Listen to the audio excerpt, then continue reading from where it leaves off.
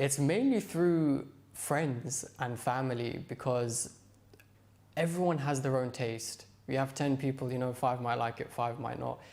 It's very, very difficult to have one person that has a broad generic taste for the market. So sometimes you almost have to just trust the marketing behind it as well. So, psychology in the soft drinks game is that anything blue actually sells the fastest, regardless of the taste. And I know it's crazy, but that's literally the case. If you go to any shop, the blue drinks will always sell out the quickest. So, as I said, we have the team of people that taste it. If it tastes good, we get, 80% of people say it's good, we go with that. But for the most part, it's about what the flavor is and identifying if there's a gap in the market for that flavor.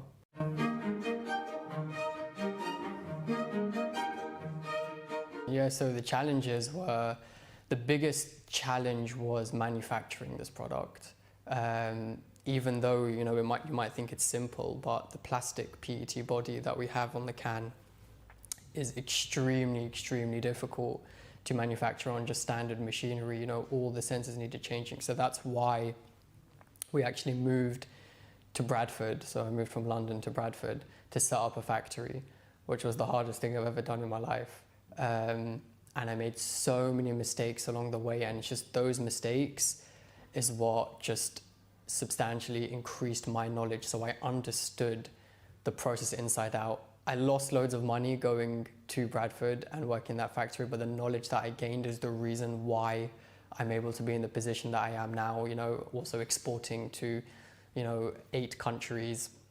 So the learning process, of course, is so important. So making those mistakes in the factory, getting missold by distributors, promising you so many things, promising you the world, only to not deliver. It taught me to understand behavior. It taught me to not get overexcited when you have, an initial meeting with someone and they promise you the world. So just all of these things were a learning curve, which has helped me to make good decisions and put us in the position that we are now.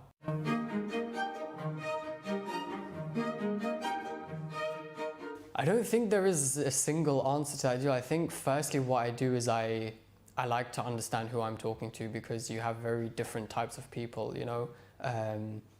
some people are straight to the point, what you see is what you get. Some people maybe like to meet up face to face and then go through different things. So I like to understand who I'm talking to. I like to understand my customer.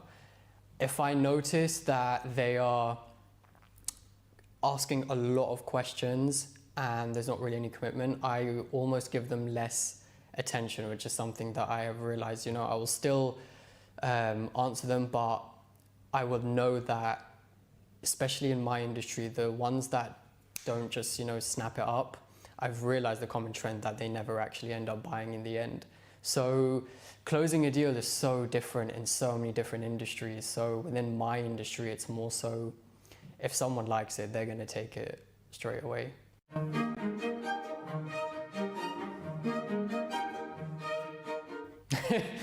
At the moment, I'm pretty free in terms of I don't do much labor work because alhamdulillah, the way everything's been set up, the business runs itself. So a day in my life would just be on the phone a lot, keeping relationships with stakeholders, keeping relationships with distributors, making sure that the price is regulated within the industry, creating new leads, speaking to people that now, as we're coming into summer, a lot of distributors are restocking drinks, especially for the summer. So it's more a lot of stakeholder management and relationship management and business development. So looking at what new flavors we can bring out, looking at new prototypes that we can come out with. So I'd say that's a development is my day-to-day.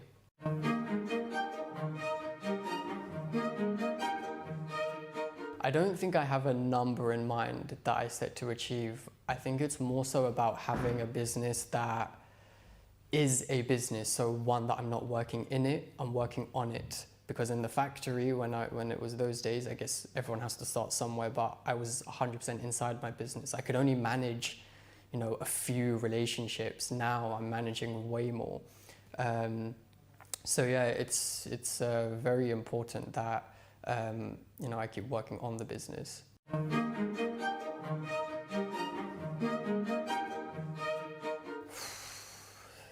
part in my success?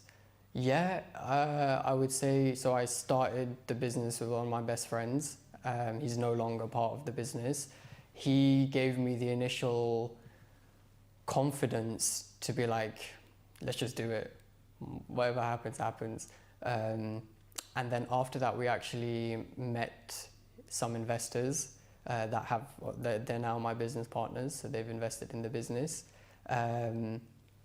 So yeah, those people have immensely helped me, because the business wouldn't be a business right now, because it's a very capital intensive business as well, and they took a risk by investing in something so prematurely as well. On top of that, of course, you have to thank God and Allah. But I don't think there's a single factor. It's just problem solving and overcoming problems and being in the right place at the right time.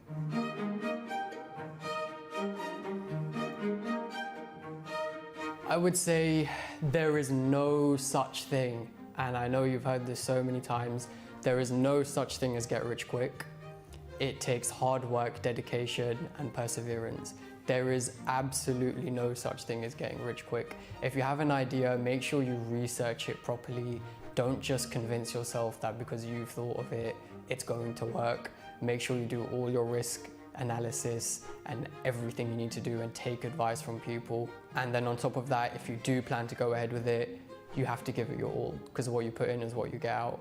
Unless you're fortunate enough to be able to pay for a team, which you'd probably not be if you're starting out like me. So yeah, make sure you do your research first. Don't just think I want to be a businessman and then come out with anything, because that's why 80% of businesses fail. And yeah, just make sure you give it 100%.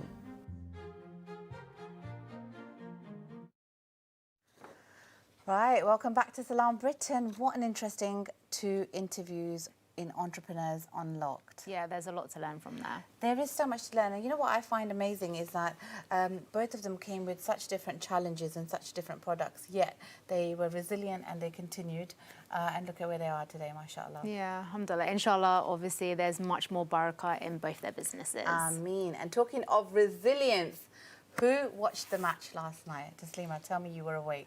So what happened is I stayed awake till 1 a.m. and then the time got changed and I was like, no, I can't do that. Especially I had to come here this morning, so I have to be with you guys. So I had to look nice and fresh. So I was like, no. And I got so disappointed in that as well. I stayed up for nothing. Yeah, well, it was definitely a match not to have been missed. From the beginning to the end, we had everyone on the edges of their seats because England was smashing it. And as you all know, they beat Mexico. So if you missed that game, hopefully you can catch up on the highlights. But what a game. And I'm so excited, you know. I'm not a football fan, but I am only a fan when it comes to the World Cup, that's it. Yeah, well, oh yeah, exactly. And, you know, the fact that Harry Kane was at the top in terms of, you know, the goal and everything, I'm so proud because obviously, as you all know, he went to the school that I went to, which just makes it that even a little bit more exciting than the usual games. He might be watching now. He's shout out to him. Shout out to Harry Kane. Please come on Salaam Britain and let's talk about how the World Cup was going for you in the US and Mexico. But yeah, brilliant game. And the World Cup, I just love the fact that everyone is going into sujood. You know, it doesn't matter what color you are, it doesn't matter what faith you are, but when you are seeing those men on that pitch, get that goal, or when you're seeing the teams winning, they're all bowing down and going to sujood. And you know, Islam and our Muslim brothers that play football have created this like wave of gratitude and of grounding. Because, you know, going into the ground is not just about sujood, it's about grounding, humbling yourself and, you know, actually putting your forehead on that soil, which really kind of changes the magnetism of your body. And I find it incredibly beautiful and amazing that these footballers are doing this because, you know, it just reinstates the fact that faith and football, when they come together, there's reform can go back off now, can't they? Yeah. Did you actually know the in the England game, you're talking about obviously England, and now they're through to the quarterfinals. Actually, it's the first Muslim player ever to be on the England team. DJ Spence is the first Muslim player. So, mashallah, mashallah. After all these years, we have like a Muslim player on the England team. But in addition to that, something also that we need to really bring to light is that majority of the England team are made up of people whose forefathers or ancestors came into the country from other countries, and they're not. And I think not just England team, that's quite a lot of the teams. Probably most of the team, because they're always moving around. But, it just goes to show that, when we are watching a sport, we're really instilling our faith in these players without thinking about what their faith is or what their ethnic origin is. But when it comes to embracing them into our community as a layperson, suddenly we care about the colour of their skin. And this is where we have to change the narrative. We really have to apply that faith meeting football approach across everything, in the day-to-day. But we have an amazing guest with us after break, Dr. Aisha Ahmed, and she's going to be talking to us about some really insightful topics. But before we introduce her to you, I'm going to rush over to her real quickly and ask her if she watched the game last night. So, Dr. Aisha, Assalamu alaikum, did you watch the game? Wa alaikum salam. No, I didn't actually. And now I've heard all about it. And I was like, oh dear, I've missed it. Equally, I think because the time got changed, I only stayed up till about 1:15. Yeah. I thought, oh, no. I also have to be here. So I thought, okay, I will catch up anyway because I've got football mad people in the house. Have you? So how many football crazy people have you got in the 3. house? Mashallah. So my husband and my 2 boys, I think it's just World Cup football that they watch. So I've heard a lot about all the goals and the screams and the things. Goalkeepers. Sorry, I have to have a shout out to the goalkeepers because I feel like this World Cup is literally the goalkeepers' cup. Really? Amazing goalkeepers. Except when the penalties were happening the other day, and Mo Salah's goal literally went straight into the goal, and the goalkeeper was in the other direction. But I hear you. So go on, Dr. Aisha. No, I was just saying it's amazing to hear that England's done really well. I've watched some of the games, not all of them, but I've watched the England game, so I'm really happy that they've come through. England's done really well. Egypt is doing fantastically well as well, but we are going to go for a quick break now, right, Taslima? Yes, before the break, is there anything else we want to say? Just good luck to the England team, actually. Go get that coffee, that tea, because the rest of the show is going to be super packed and you're not going to want to even miss 1 second.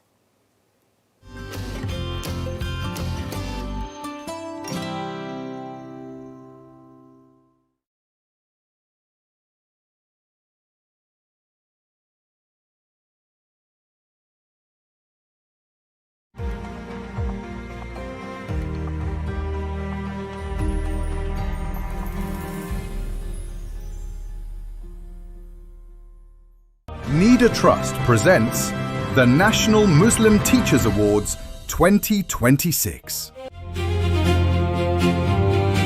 Good evening and a very warm welcome. We will start this evening's awards ceremony with a recitation of the Quran. Allah has created all other creation by just the word kun fayakun, which means be and it is. But there's one creation that Allah has left behind, and that is the human being. And that human being is shaped by Allah's hand. Being a teacher is a very important responsibility. Teachers guide, support, and inspire others. The National Muslim Teachers Awards 2026. How did you ensure that whatever you're writing is true to the core of, a person's experience? In today's world with so much happening, a lot of people love art, and that's it's an escapism, but it also speaks to deep-rooted need for people to do art, to make art. All the books that I read with Muslim characters, we were always shoved inside a very small, tight box with no room to breathe.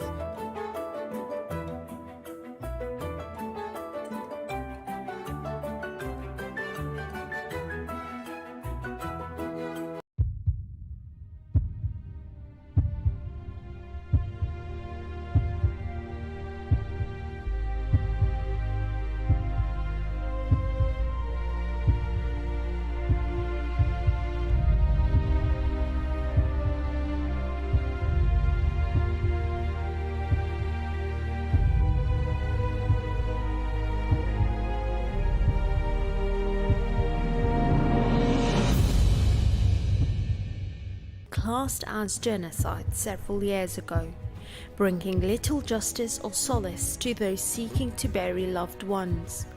Their wounds still healing. Srebrenica must be remembered.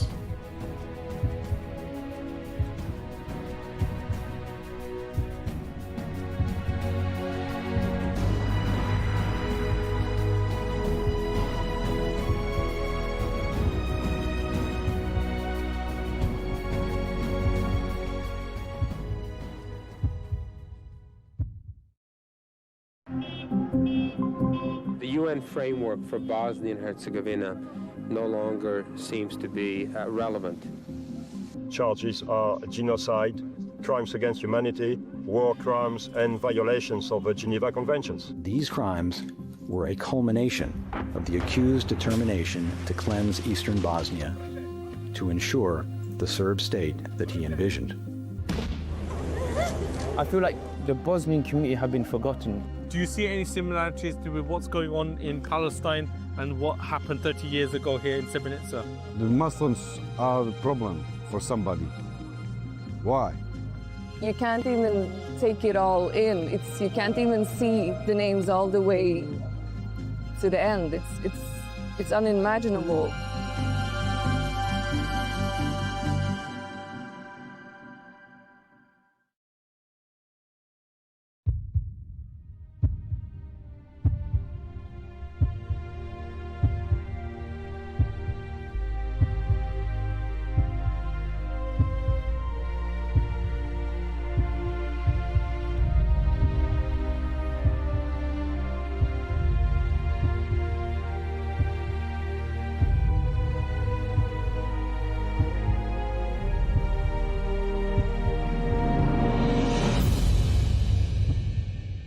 Classed as genocide several years ago, bringing little justice or solace to those seeking to bury loved ones. Their wounds still healing. Srebrenica must be remembered.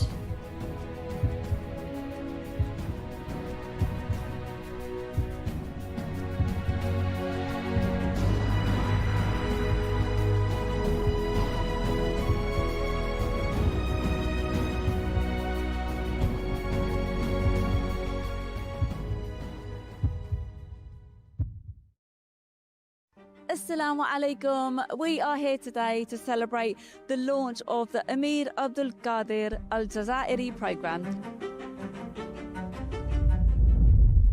The military hero, the statesman, and architect of a polity, the consummate diplomat and scholar educator, the Sufi, whose life was rooted in the knowledge of God and the embodiment of the noblest human values.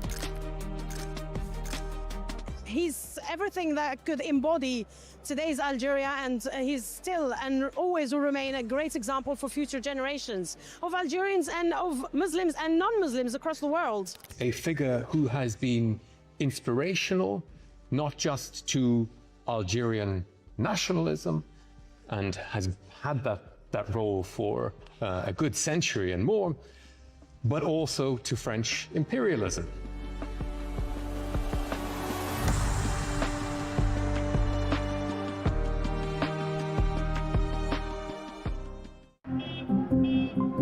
The UN framework for Bosnia and Herzegovina no longer seems to be relevant.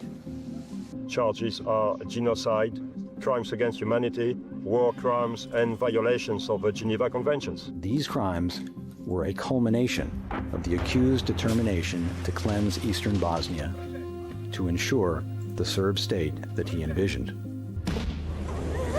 I feel like the Bosnian community have been forgotten. Do you see any similarities with what's going on in Palestine and what happened 30 years ago here in Srebrenica? The Muslims are the problem for somebody. Why? You can't even take it all in. You can't even see the names all the way to the end. It's unimaginable.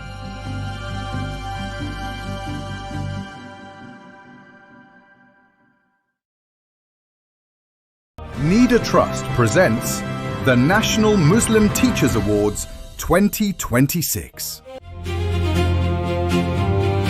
Good evening and a very warm welcome. We will start this evening's awards ceremony with a recitation of the Quran.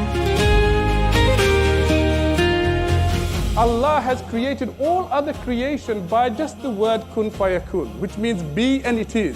But there's one creation that Allah has left behind, and that is the human being. And that human being is shaped by Allah's hand.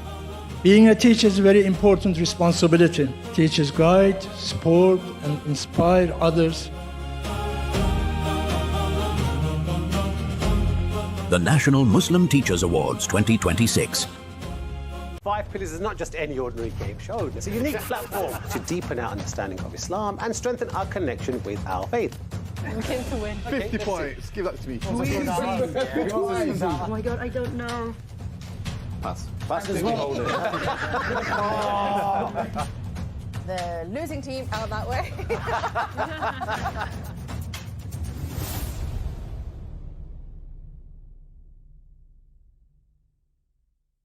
Nida Trust presents the National Muslim Teachers Awards 2026.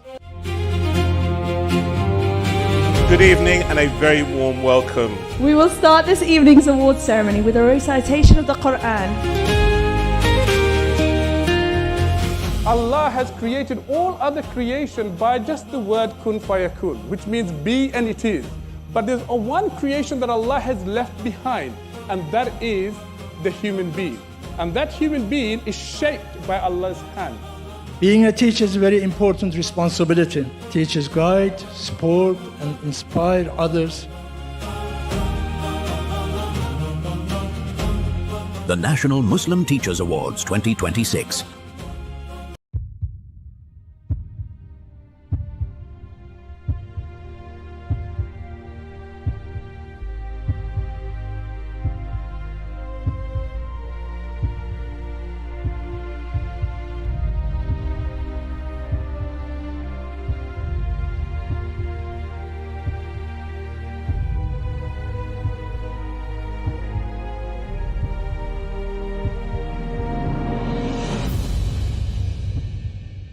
Classed as genocide several years ago, bringing little justice or solace to those seeking to bury loved ones.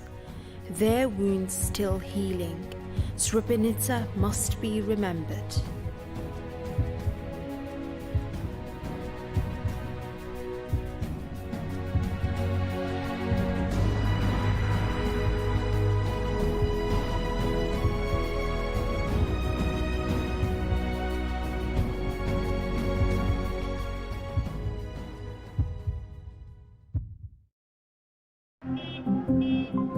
The UN framework for Bosnia and Herzegovina no longer seems to be relevant. Charges are genocide, crimes against humanity, war crimes, and violations of the Geneva Conventions. These crimes were a culmination of the accused's determination to cleanse eastern Bosnia, to ensure the Serb state that he envisioned. I feel like the Bosnian community have been forgotten. Do you see any similarities with what's going on in Palestine and what happened 30 years ago here in Srebrenica? The Muslims are the problem for somebody. Why? You can't even take it all in. You can't even see the names all the way to the end. It's unimaginable.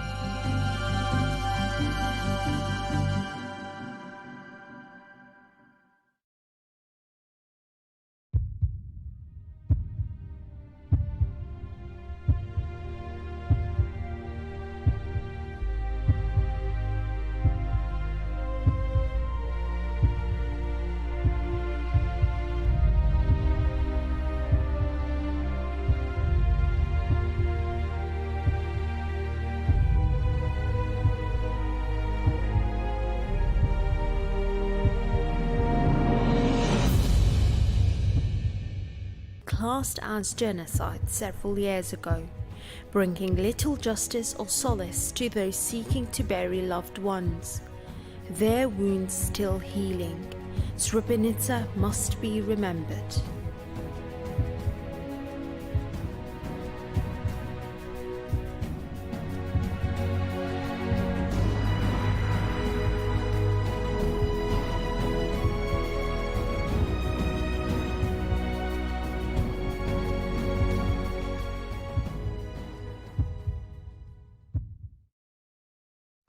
Assalamu alaikum. We are here today to celebrate the launch of the Amir Abdul Qadir Al Jazairi program.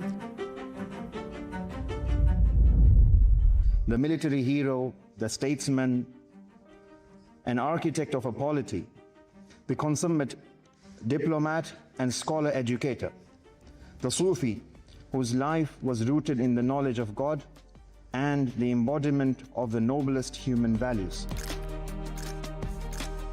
He's everything that could embody today's Algeria, and he's still and always will remain a great example for future generations of Algerians and of Muslims and non-Muslims across the world. A figure who has been inspirational, not just to Algerian nationalism, and has had that role for a good century and more, but also to French imperialism.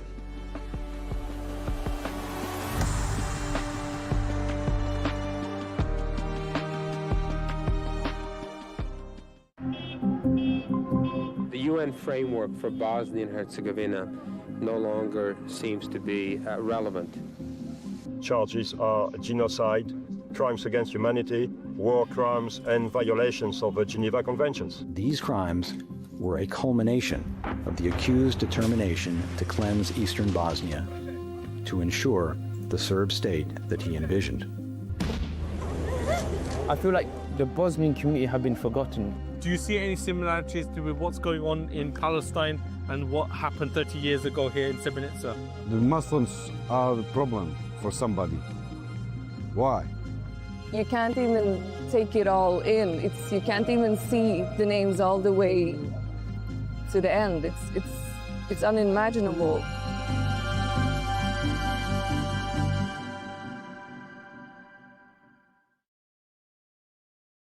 Need a Trust presents 5 Pillars is not just any ordinary.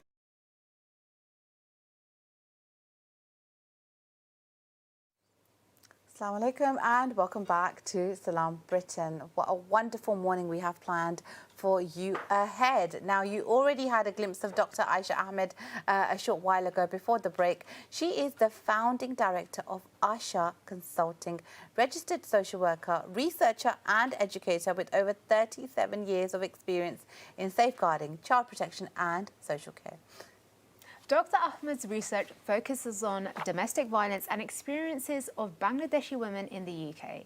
She has published on domestic abuse, migration and faith, and is a regular UN Women UK Commission of the Status of Women Delegate, and is an international speaker and visiting lecturer. Through Asha Consulting, she continues to support professionals and communities by raising awareness of domestic abuse and promoting culturally informed practice. So let's join Dr. Aisha Ahmed this morning. Dr. Aisha, it's such a pleasure to have you with us this morning. Thank you so much for joining us. Now, 37 years is a long time. You spent over 37 years in social work and Mashallah. safeguarding. So let's go back to the beginning, 37 years ago. What inspired you to actually start this journey? Firstly, thank you both for having me as your guest. I feel really honored to be here.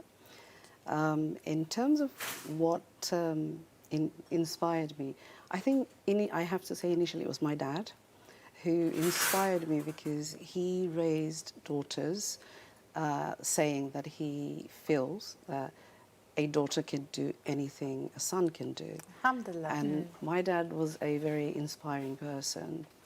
I was working, initially my career started as a nursery nurse, which kind of goes back to my ancestral background, because my mom was a teacher, my maternal family, majority are teachers.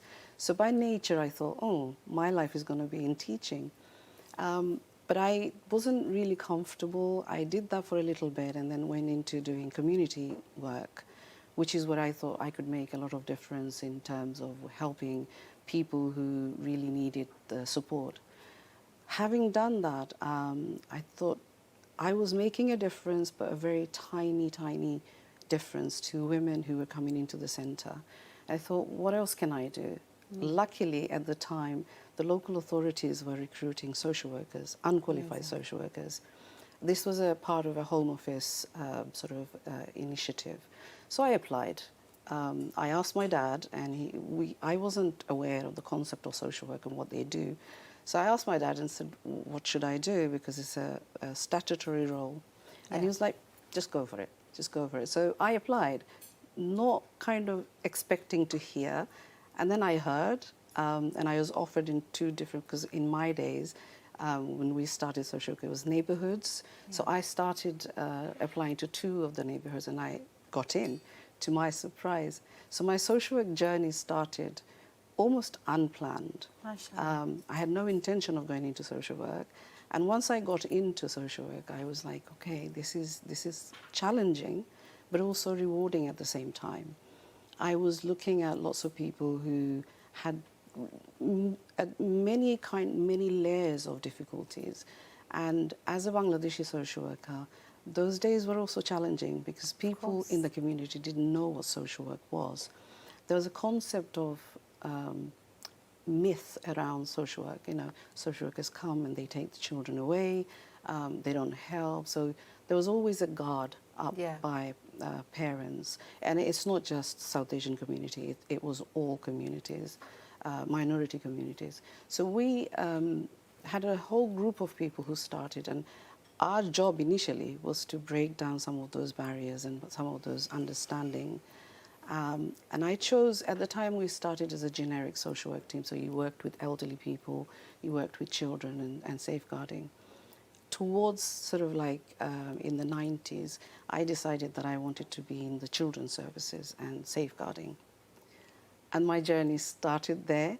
I worked my way to becoming a qualified social worker, so we were sent off to do qualification, social work qualification, at the same time as you held down your job. So we did that, as a whole group of us, we did that, and came back to be, as called, proper social workers, qualified. I did that for a little bit, and then I became a team manager for a social work team, where I was managing about 8 social workers, about 4 administrative support, and I stayed with that for a very long time. When I say recently, it's almost 2 decades now, I've now moved on to doing reviewing for children who don't live at home. So for whatever reason, they've been removed from their families. My role as an independent reviewing officer is to hold the council accountable for their plans, any delays, any drift in planning, and that one of my passion, if you like, is to ensure that children are placed in homes or residential where they meet their cultural and religious needs, which I have to say is a big challenge because not all establishments are equipped to meet those needs, but they're willing and they're sort of wanting to learn from that. So my journey has been a long one, and I'm still there in terms of supporting children, supporting parents, and also educating social care professionals as well in terms of how to work with culturally attuned services, support, and thinking through the different needs and different layers that people have as they enter the social care service. Mashallah. I mean, your journey has been a long one, but a very inspiring one as well. And mashallah, having that support from your father as well is truly a great thing. I wanted to go back to your research. So obviously your research focused specifically on domestic violence and in particular Bangladeshi women. Why was this so important to you to tackle? So, as I said, I've been in social care for a very long time, and I've seen a lot of disheartening situations. Just to say, my father is no longer with us, but one of the things that I had learned is service to others from him. He was a man of a very well-principled, and while I was working, my parents were the biggest support. I had young children, and in social care, it's not just a job; it's an emotional. Hands-on, yeah. It's an emotional task. Sometimes you do bring work home, and my parents were there. But one of the things that inspired me to do the research many years later was that I was doing a lot of child protection work along with other colleagues, and I was getting very disheartened about how women come into social work for support, and there would be issues of domestic violence. but a lot of the time, and rightfully so, there was lots of work around safeguarding. And I didn't feel that the women had a voice in terms of what they were experiencing. The other thing that inspired me was that from the child protection processes, I was feeling that the women were being left out of the aspects of domestic abuse. There is a lot that was being expected of mothers, and there were a lot of fathers that were missing from. So for example, if they were on child protection plan, mothers will be doing all the work. They will be coming to meetings, they'll be doing all the kind of work, and fathers were kind of on the background. And I thought, why is that? Why is it that the women's voice is missing? Which is what kind of started the process. What made you roll that out. Yes. Well, mashallah, it sounds amazing. And we're going to dive deeper into that research because we've got so much to talk about. But we are going to go for a short break. So don't go anywhere. We'll see you shortly.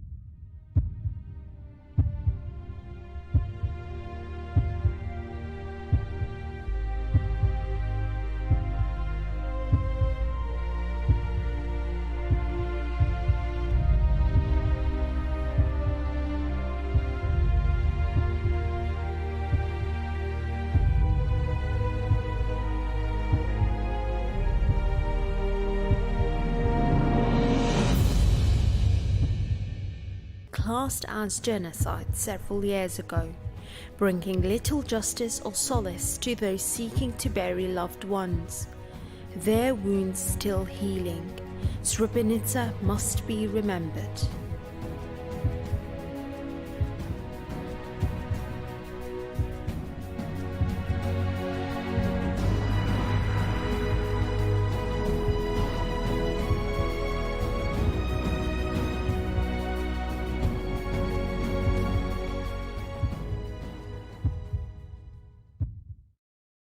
Five Pillars is not just any ordinary game show. It's a unique platform to deepen our understanding of Islam and strengthen our connection with our faith. We came to win. 50 points. Give that to me. Oh my God, I don't know. Pass. Pass as well. The losing team out that way.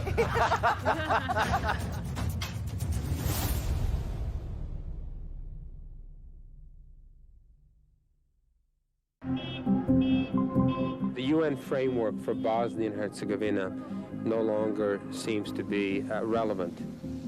Charges are genocide, crimes against humanity, war crimes, and violations of the Geneva Conventions. These crimes were a culmination of the accused's determination to cleanse eastern Bosnia, to ensure the Serb state that he envisioned. I feel like the Bosnian community have been forgotten. Do you see any similarities with what's going on in Palestine and what happened 30 years ago here in Srebrenica? The Muslims are the problem for somebody. Why? You can't even take it all in. You can't even see the names all the way to the end. It's unimaginable.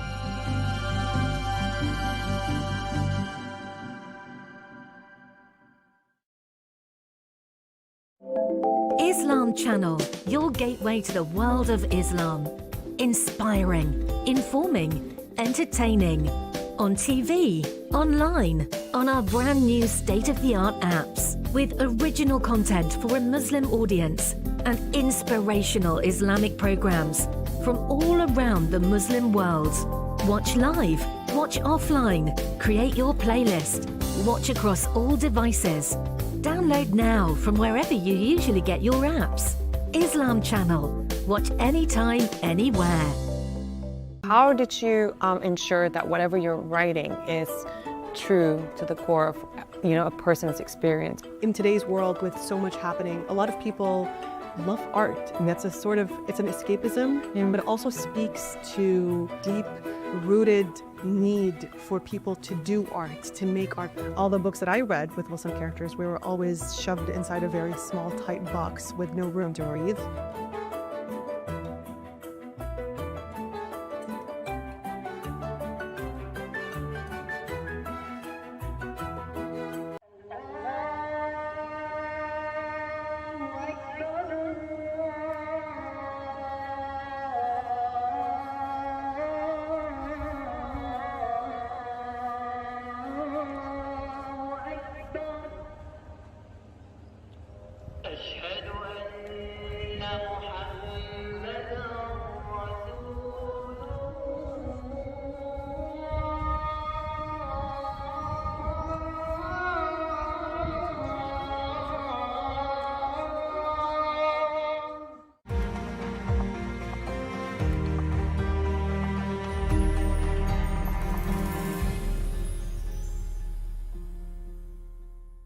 Welcome back to Salaam Britain.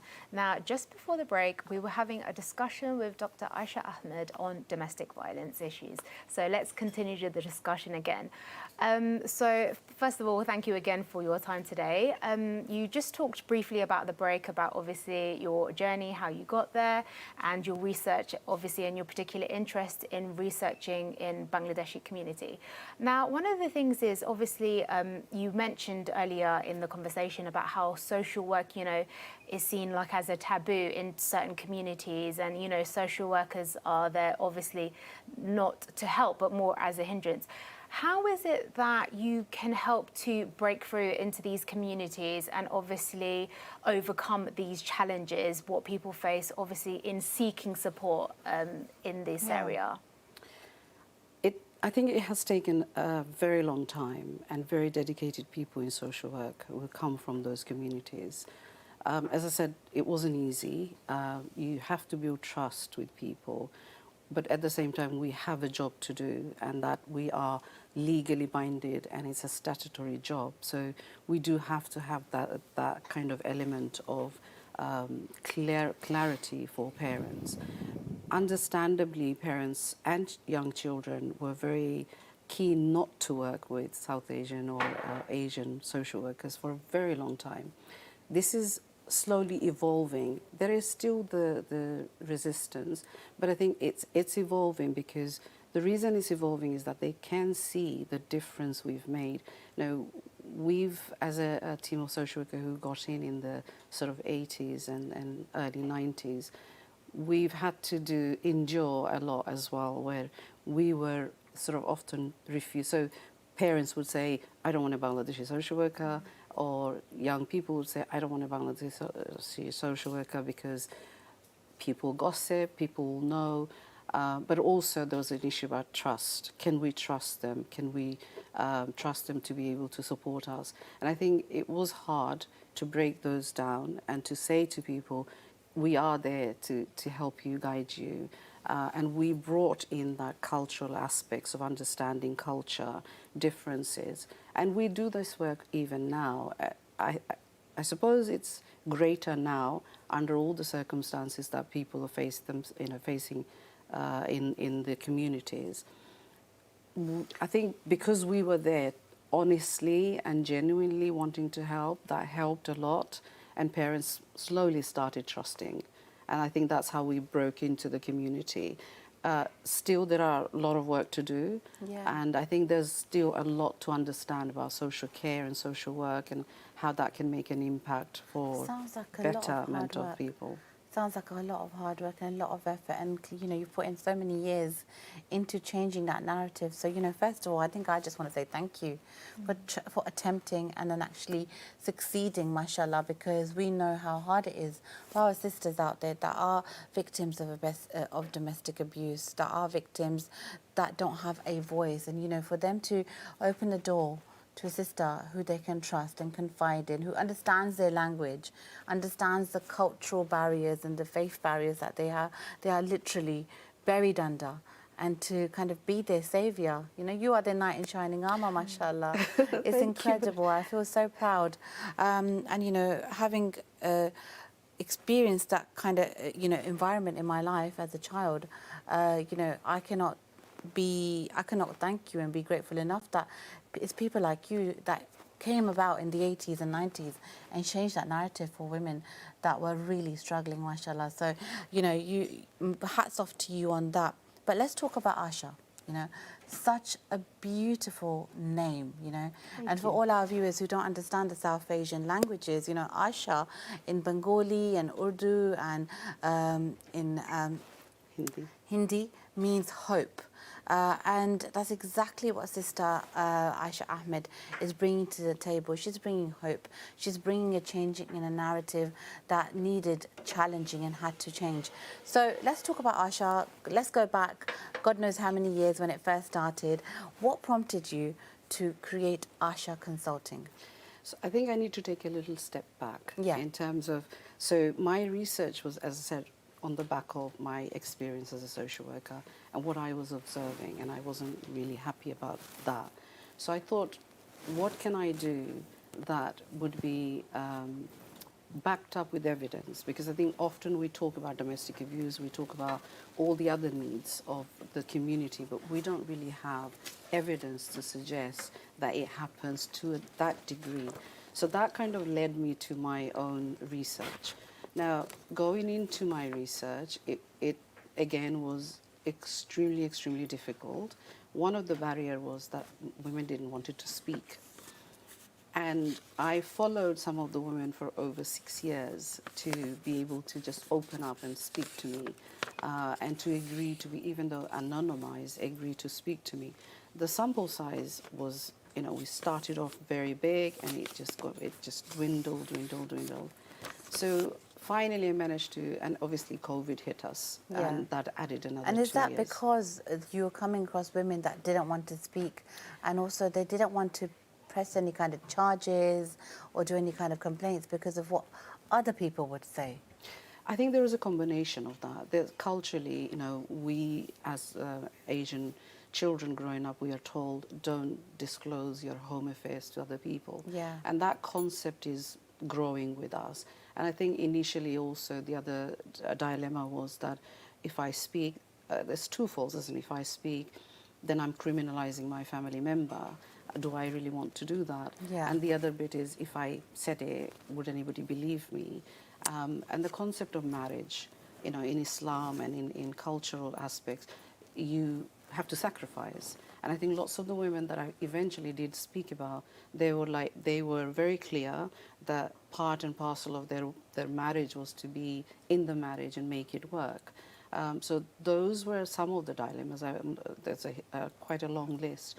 But I think lots of the women didn't want to talk because the concept of talking to a Bangladeshi woman, particularly a Bangladeshi woman being or experiencing abuse, that the fear was that I would go out in the community and I'll speak to people and I'll disclose their own affairs, which obviously I'm bounded by lots of layers of confidentiality, ethics. You know, I had to go through 3, 4, 5 times through a university ethics board arguing why I needed to do this. So I think the limitation was the fear and the myth they have about domestic abuse.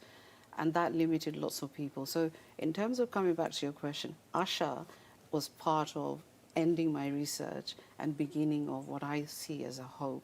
So Asha is in its infancy at the moment, actually. Asha is about 2 years old. And as you say, Asha means hope. And so my hope is, from my experience as a social worker and a researcher, is to educate professionals who work with our communities to say, look, you do need to work from a culturally informed point of view and also a faith point of view. Because when I speak to people, when I still do and when I've done it for my research, faith and culture played a significant part for those people. In social work, we do that because the Children's Act 89 tells us to look at religion, culture, linguistic, as well as others. But I was kind of questioning, do we do that? And if we do, how often does that make a difference to our community? So that's where Asha's inspired from. And I think I have done quite a lot of work with Asha, even though it's in its infancy, to kind of educate people in how to be culturally attuned. You don't have to come from the same culture. No, you don't. To be Yeah. able to understand a culture. And I also say to people, if you don't understand, if you're not clear, come to those who do understand. There are people like myself, and I'm not unique, you know, Yeah. I'm in social work, but there are lots of colleagues and experts that can actually advise you on faith, advise you on culture, and how to work with communities. And that also includes our next generation of women. There is a lot that's happening with our young women in the community that needs action rather than constantly saying And I'm so glad, awareness. I'm so glad you said that, because, you know, we're used to this concept of domestic abuse or domestic violence being something physical. It's not always physical. It's emotional, it's mental. It doesn't just come with a slap on the face once in a blue moon. Sometimes it's consistent. It's consistent deprivation and soul-wrenching of that woman's mind, or that man's mind. You know, let's not be biased here, but we're talking about Asha here, which is the service for women. So we'll focus on women in the conversation.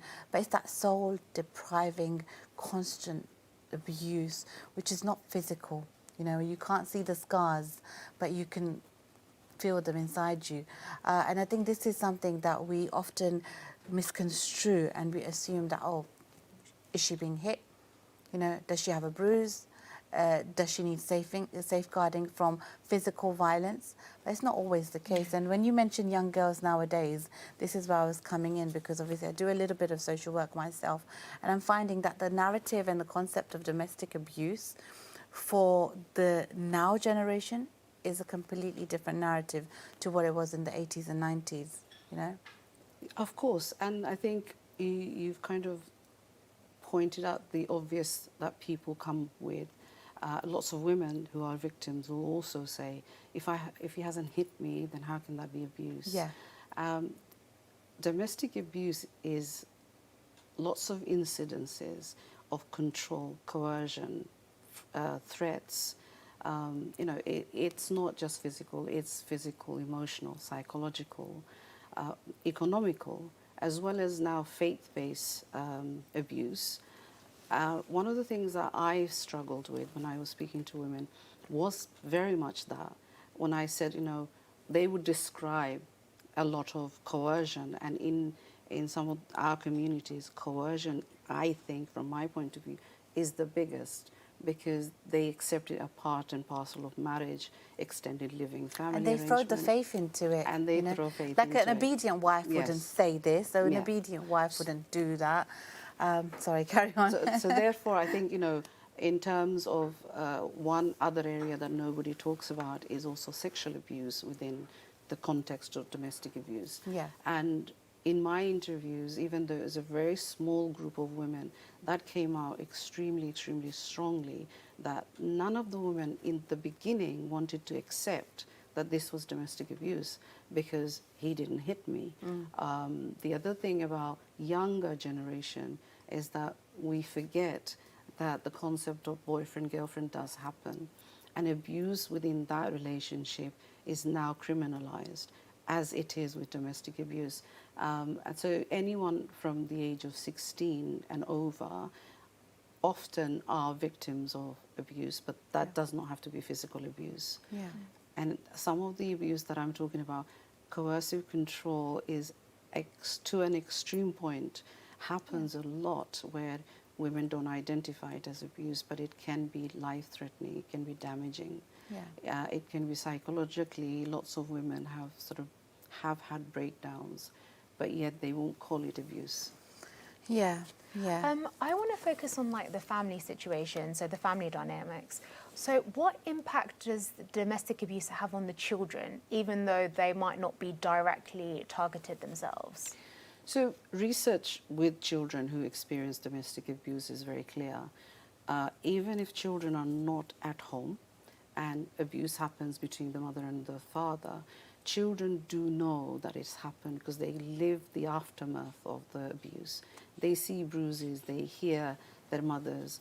Also, mothers sometimes could be emotionally not available to the children because they're dealing with their own issues.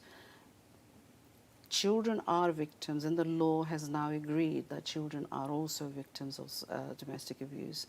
Children often, you know, whether it's at work or whether it's in the research, women will say, well, but he didn't hear or she didn't hear it or they were asleep. We are very clear in research, children hear, they see, and they live the aftermath. How it affects children is that often you find children are withdrawn, they lack academic sort of achievement. They also develop somatic symptoms, so lots of children will have physical symptoms. For example, some of the research kind of talks about psychological impact, but also somatic symptoms in the sense that they'll develop breathing issues, they will develop other related issues that lots of children, you know, you'd often put it down to coughs and colds and things like that. The biggest concern is that South Asian mothers do not feel that their children are victims of abuse. Doesn't matter where, you know, they are in their lives and where they are in that journey of abuse. Children are, and they are harmed in many different ways. You know, they'll be maltreated. They will often, you know, the concept of us and our children growing up is when you have an argument, you usher the children out of the room and you feel that by doing that you're protecting them. It's not. What they need is actually someone sitting down and saying to them, explaining to them at their level. So you don't have to be graphic, you don't have to be kind of sharing everything, but to say that there is difficulties, because that way children are less confused than if nobody talks to them. And our mothers don't talk to their children. Yeah, they don't. And you know what, it'd be really interesting to kind of find out why. And I know you're saying, you know, that they don't talk because they think or they're deluded that they are protecting the child.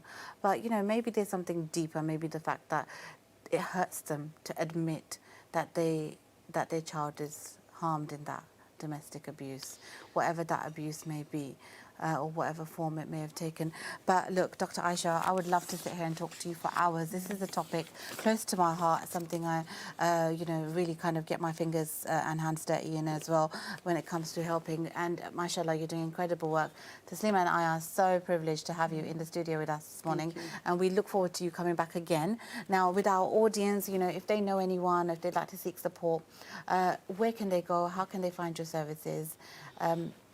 How to navigate that journey? So anyone experiencing abuse, there are lots of sort of services. For example, the National Services of Domestic Abuse Helpline. You've got helpline for men as well. You've got for children, young people, that the NSPCC has a helpline. For South Asian women, there are specific South Asian organizations that they can find online all the time. I'm not going to name any specific ones. There's a number of them. In terms of ASHA, we are online as well, but we work directly with professionals. So if any professional want to kind of seek advice, seek support in terms of working with organization, we are there to help and guide them. But there are lots of national helplines that can be accessed. Mashallah, that sounds amazing. And of course, we've got sisters watching us this morning and brothers alike who would like to support Aisha, like to support Sister Aisha Ahmed in the cause, in the initiative to change that narrative for our ummah, for our children, for our sisters, for our daughters, for our mothers. Then you can also get involved, get in touch with Dr. Aisha Ahmed via her social media platforms. And yeah, it's been a pleasure and we hope to speak to you again in the near future. Thank you so much. Thank you very much, both of you. Thank you.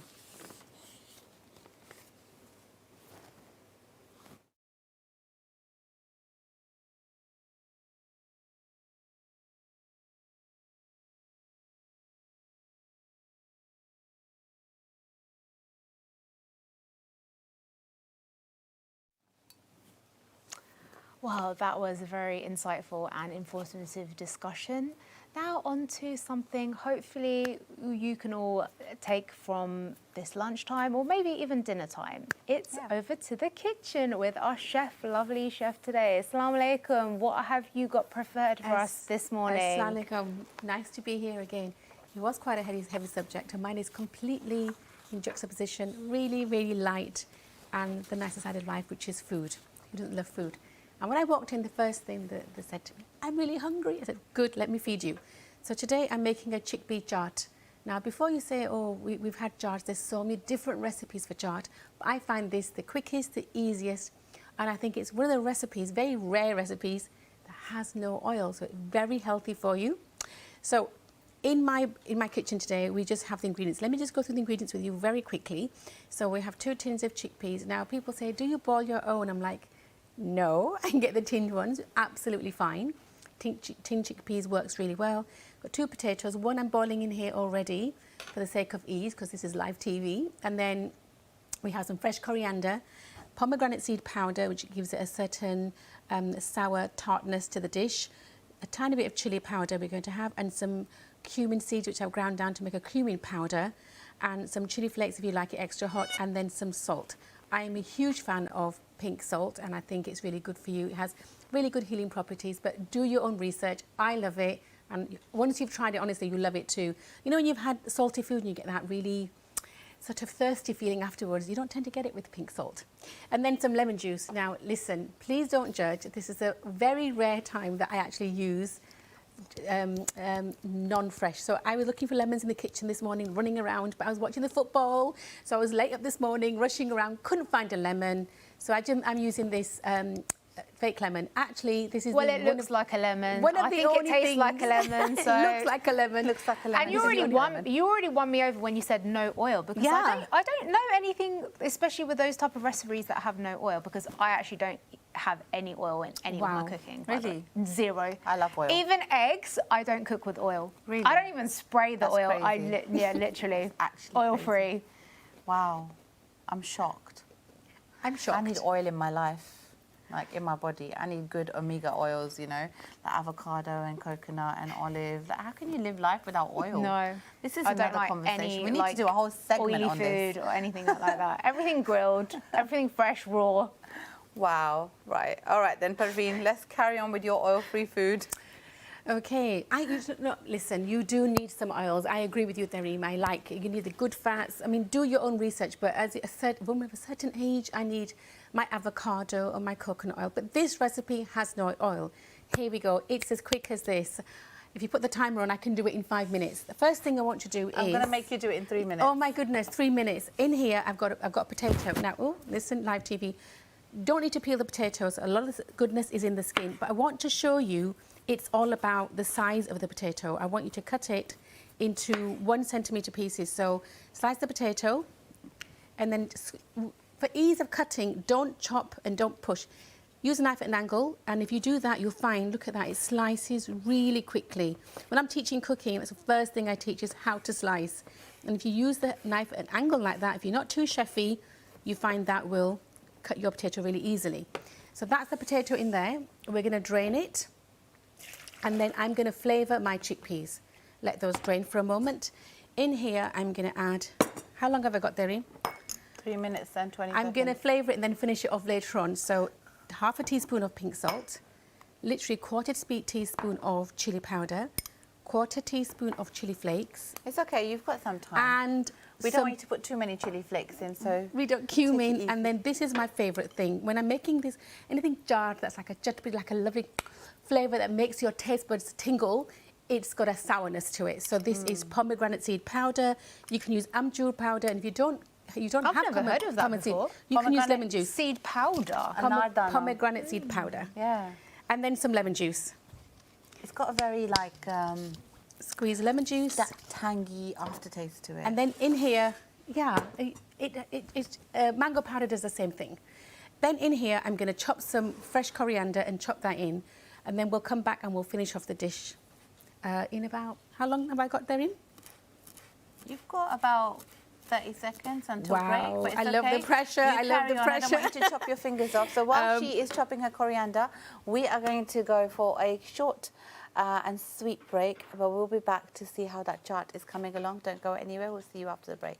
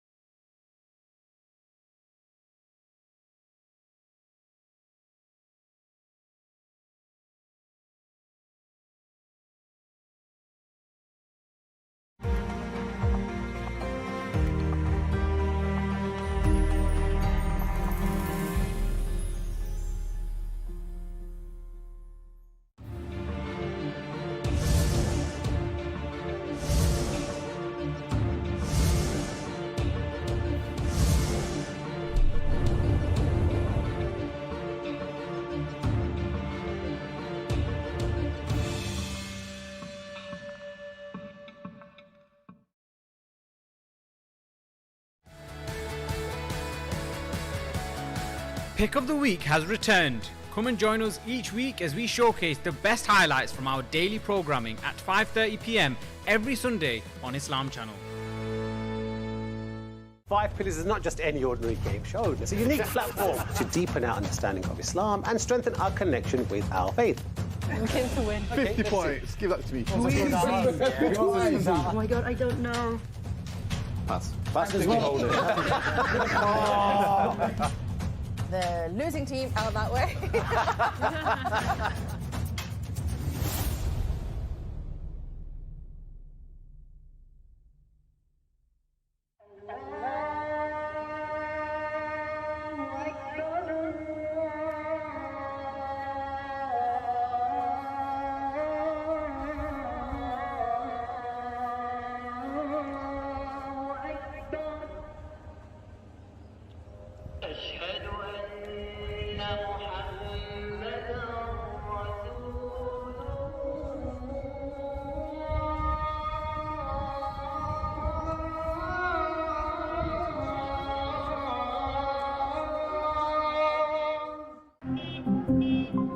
The UN framework for Bosnia and Herzegovina no longer seems to be relevant. Charges are genocide, crimes against humanity, war crimes, and violations of the Geneva Conventions. These crimes were a culmination of the accused determination to cleanse eastern Bosnia, to ensure the Serb state that he envisioned. I feel like the Bosnian community have been forgotten. Do you see any similarities with what's going on in Palestine and what happened 30 years ago here in Srebrenica? The Muslims are the problem for somebody. Why? You can't even take it all in. You can't even see the names all the way to the end. It's unimaginable.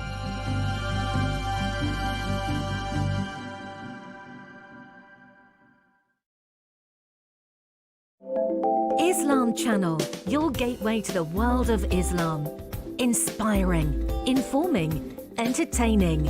On TV, online, on our brand new state-of-the-art apps. With original content for a Muslim audience and inspirational Islamic programs from all around the Muslim world. Watch live, watch offline, create your playlist, watch across all devices. Download now from wherever you usually get your apps. Islam Channel. Watch anytime, anywhere. أو زد عليه ورتل القرآن ترتيلا إنا سنلقي عليك قولا ثقيلا. Join our renowned reciters reciting in different styles. This program is brought to you by Seven Spikes Relief, a charity with 100% donations policy. The UN framework for Bosnia and Herzegovina no longer seems to be relevant. Charges are genocide, crimes against humanity, war crimes, and violations of the Geneva Conventions. These crimes were a culmination of the accused determination to cleanse eastern Bosnia, to ensure the Serb state that he envisioned. I feel like the Bosnian community have been forgotten. Do you see any similarities with what's going on in Palestine and what happened 30 years ago here in Srebrenica? The Muslims are the problem for somebody. Why? You can't even take it all in. You can't even see the names all the way to the end. It's unimaginable.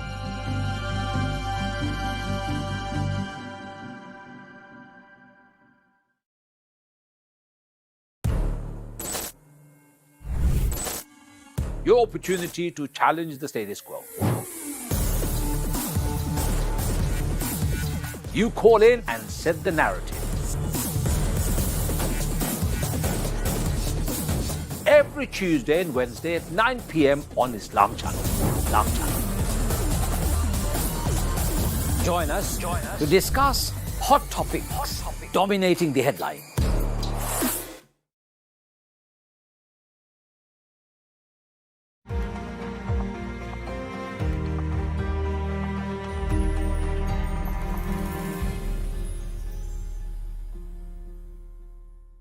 far it's been a very eventful show this morning, and it's very, very insightful and thought-provoking. I'm still reeling from our interview with Dr. Aisha Ahmed. Alhamdulillah, such an incredible, inspiring lady doing some incredible work.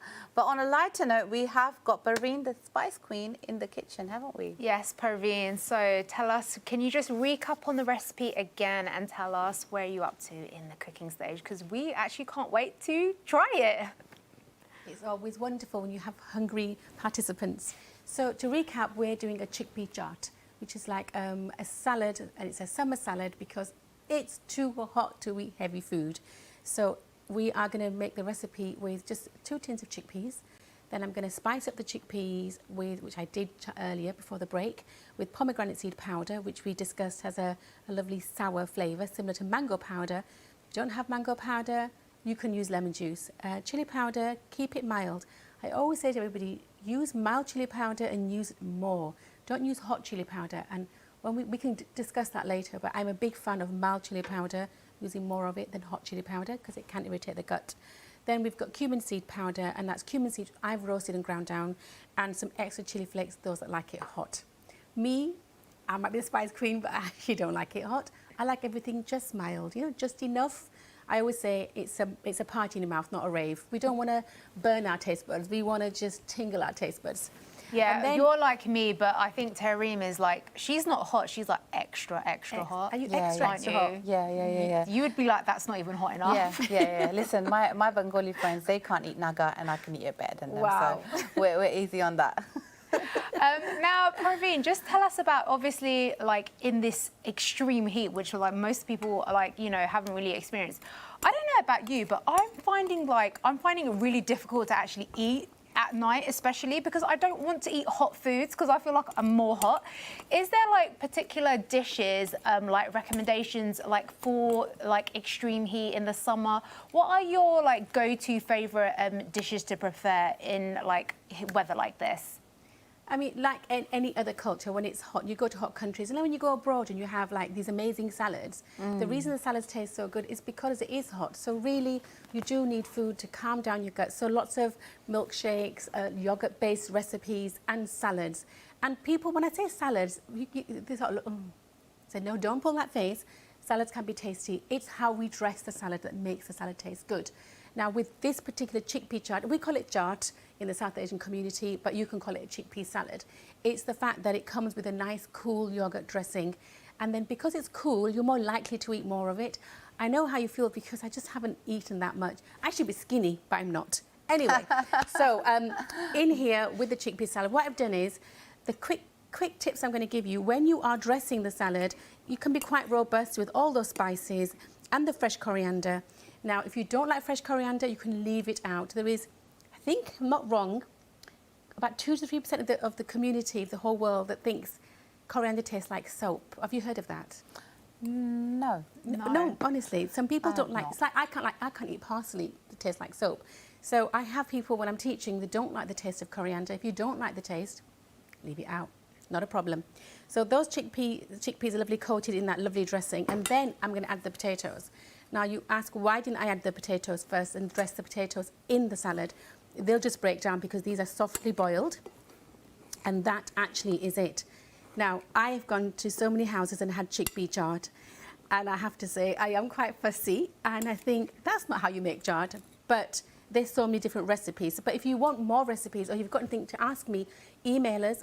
You can do it live through YouTube. Well, they can email us any questions about the food, any recipes, or anything you'd like to see the Spice Queen rustle up on sb@islamchannel.tv, of course. And you can also follow us, all of us, on our social media platforms. We all have our own platforms, and you can also message us there. In addition to that, you can watch on YouTube. There's a live stream of this show happening on YouTube right now, and you can catch up on the shows using our mobile apps and all the other platforms that we are available at. Now, Parveen, I noticed when we're talking about recipes, I can see that you have got your recipes behind you. Tell me a little bit about your books. I do, yeah. So I have 2 cookbooks. The first cookbook was about 10 years ago. It took me forever, and I think it was the first time I learned a lot.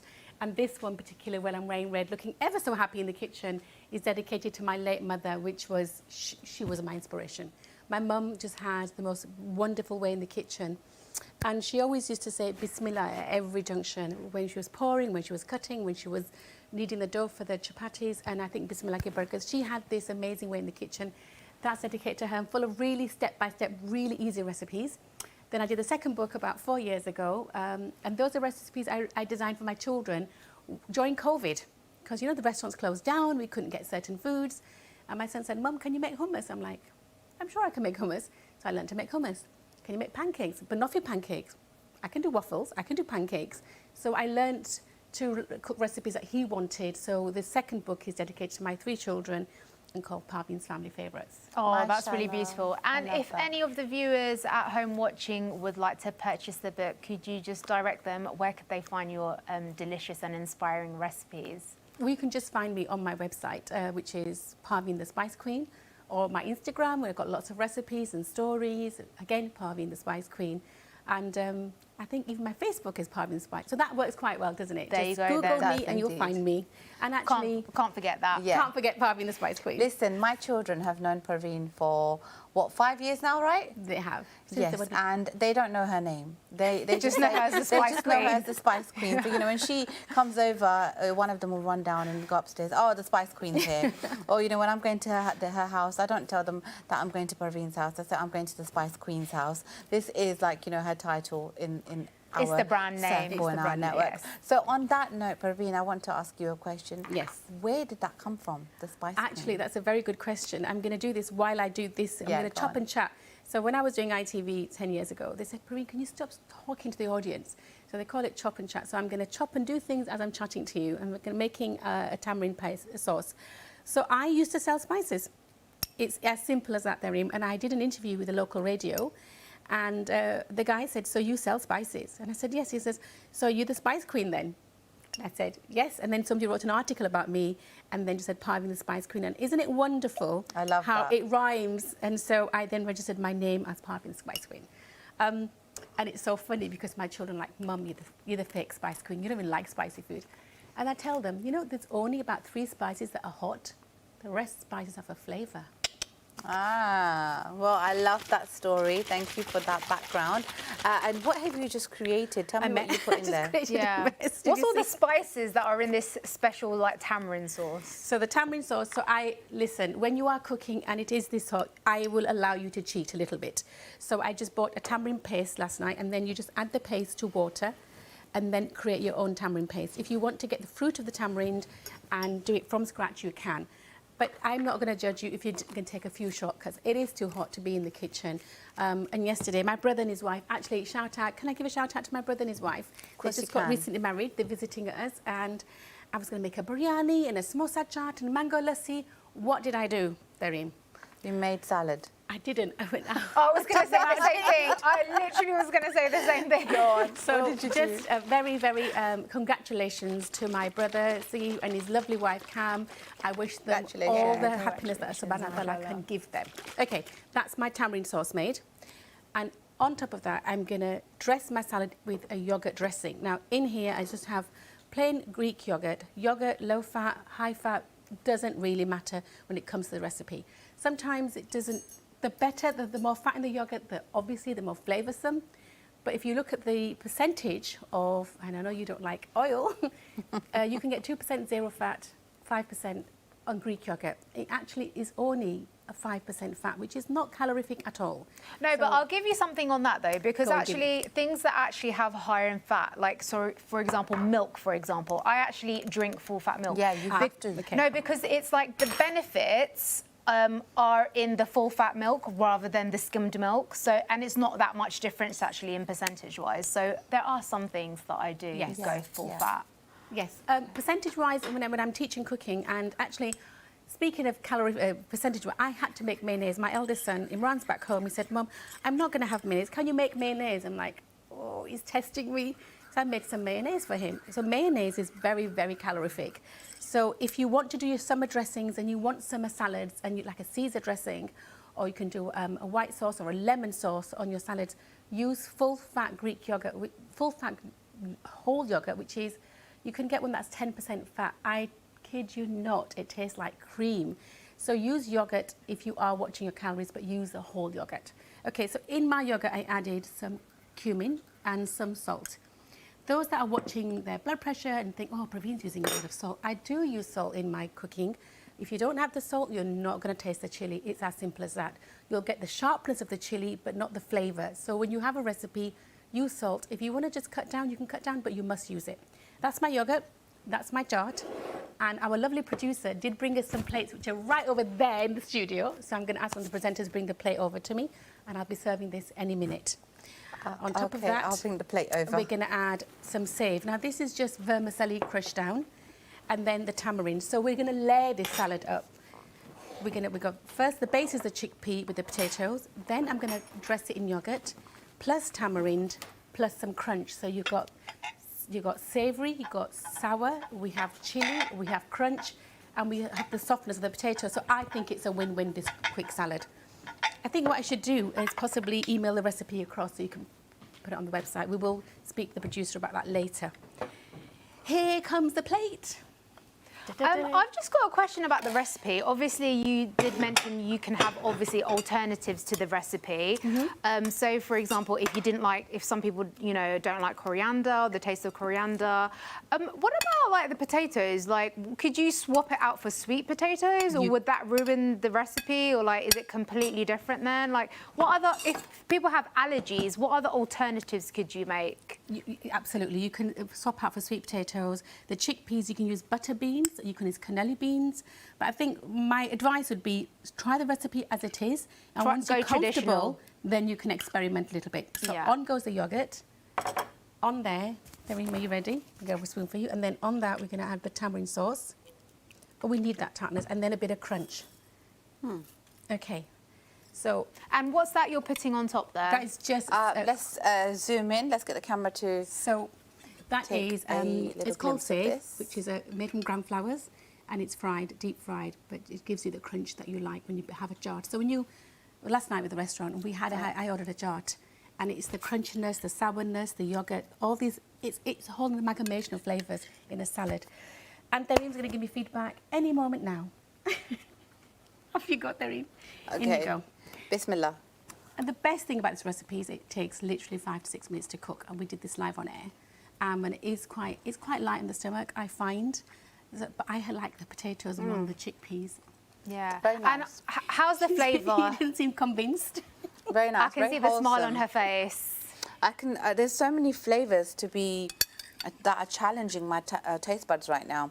You've got the tamarind, you've got the crunch, you've got the spices and the chickpeas. It's really nice. So it's like my mouth is slowly devouring each herb and each taste.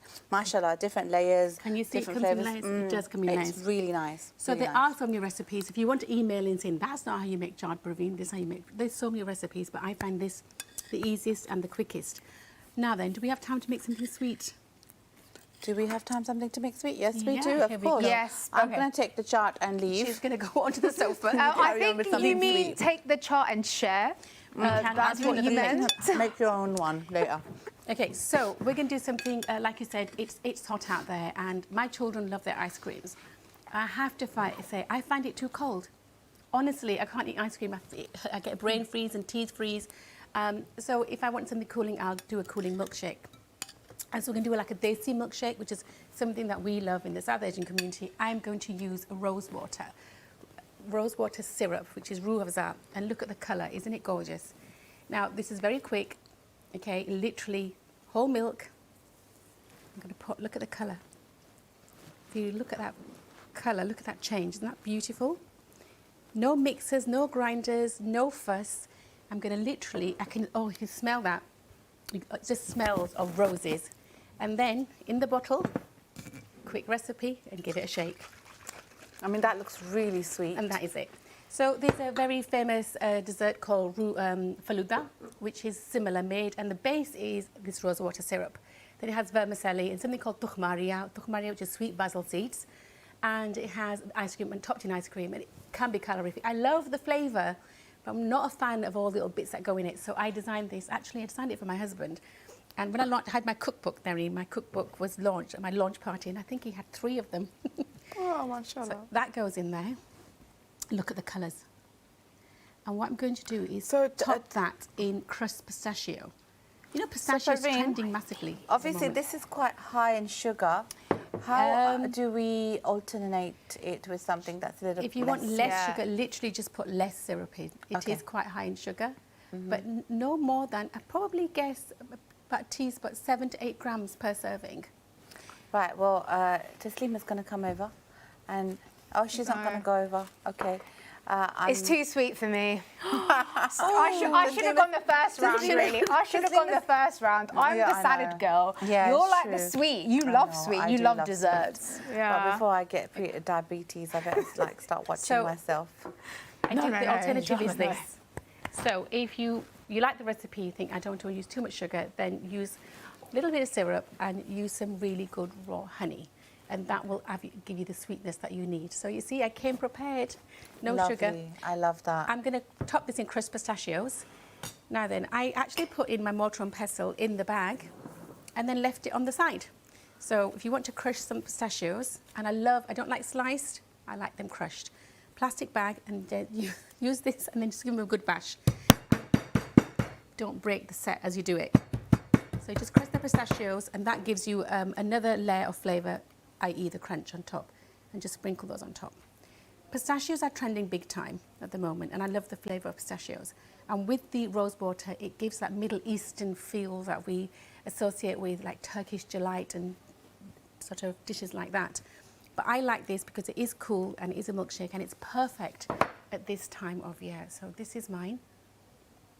Cheers. How is it? Oh my goodness, that's so good. Yeah, I can tell by the look on her face. So good. I had breakfast a long time ago, so this is delicious.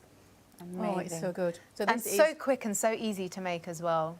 With the crunch of the pistachios. So if you want to elevate that recipe and you're having a dinner party or friends over or barbecue, just add some coffee on top and add more sugar. But hey, what's life without a bit of sugar? What's life without sugar? Non-diabetic. I was going to say, you know, for the people who have diabetes out there, is there any kind of like shortcuts to make it not as sweet? Well, she said, didn't she, that you could put a little bit less syrup in. Yeah, less syrup. Alternate it with honey, which is a good alternative, I suppose. Yeah. But yeah, talking about sugar and diabetes, my mum's got diabetes. I'm definitely going to get it at some point in my life.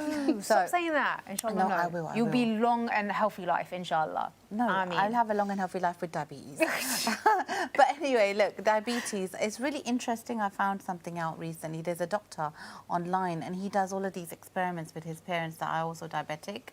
So, you know, we love mangoes, right? As South Asians, we love mangoes. It is mango season.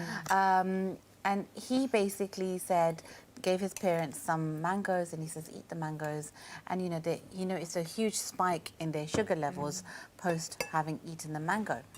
Then, the next day after lunch, he gave them mangoes with yogurt.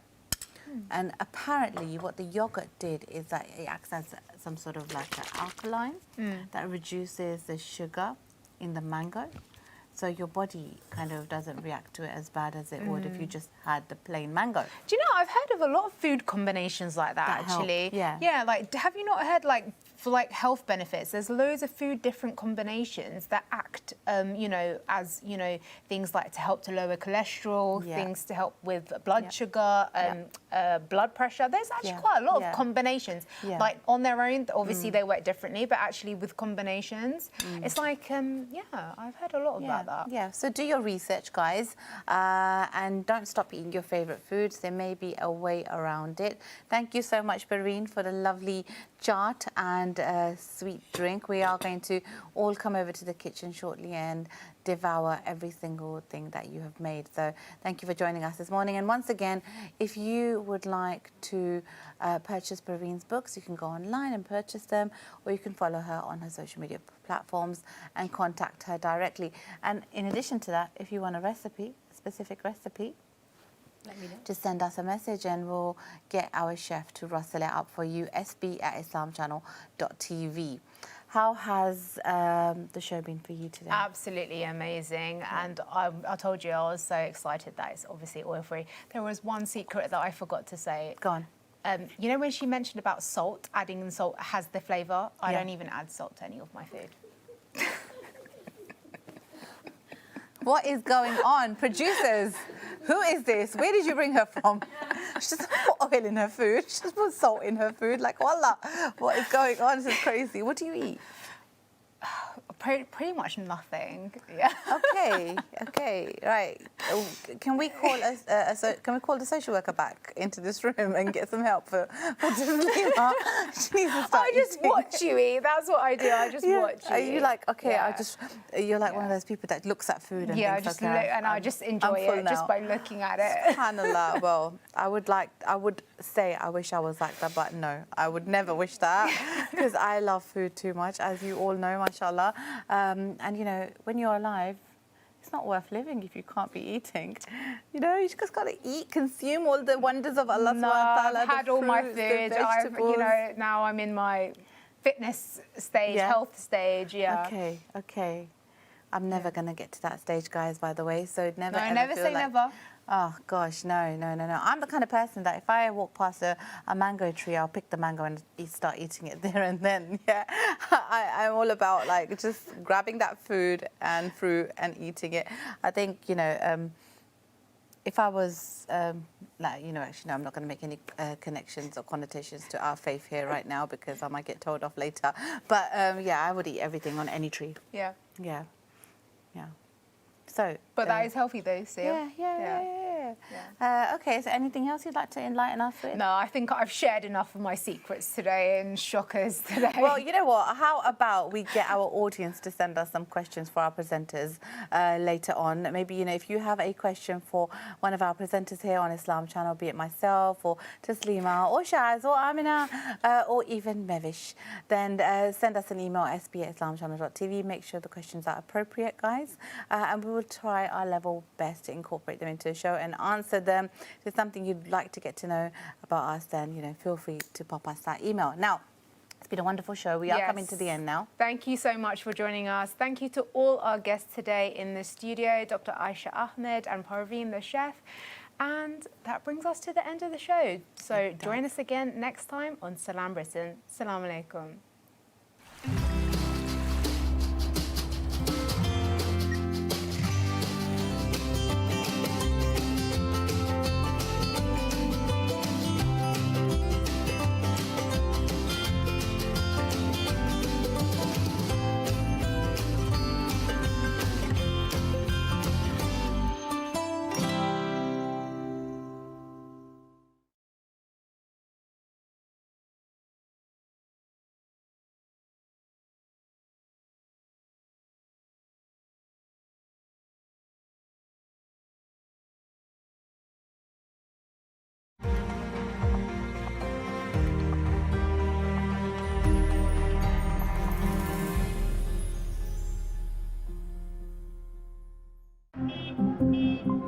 The UN framework for Bosnia and Herzegovina no longer seems to be relevant.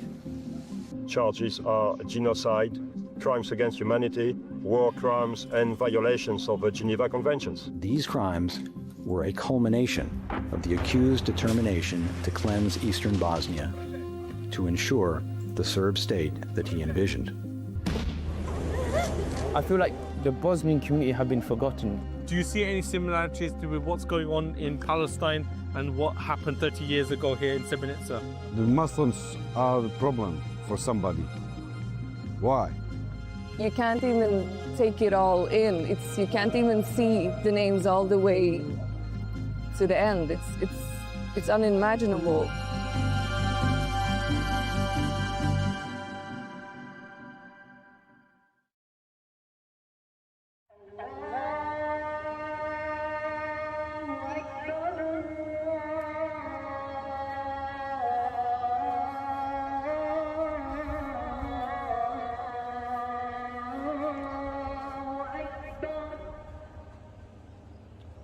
أشهد أن محمداً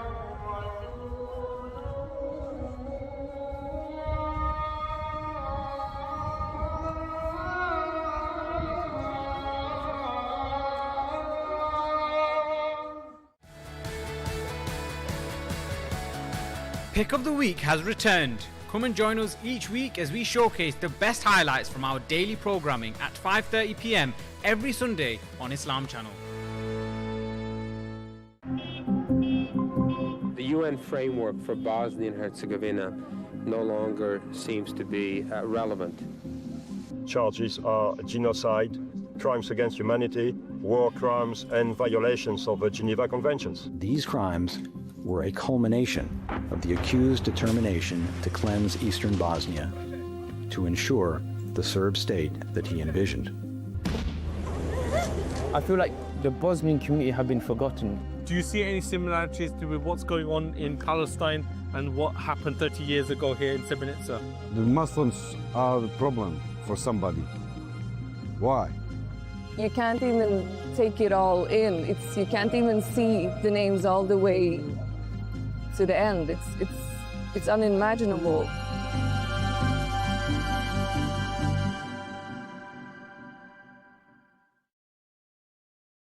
Five Pillars is not just any ordinary game show. It's a unique platform to deepen our understanding of Islam and strengthen our connection with our faith. I'm keen to win. 50 points. Give that to me. Oh my God, I don't know. Pass. Pass as well.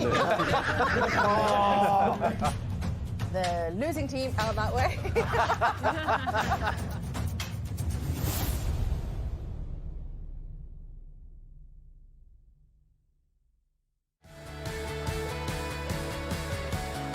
Pick of the Week has returned. Come and join us each week as we showcase the best highlights from our daily programming at 5:30 p.m. every Sunday on Islam Channel.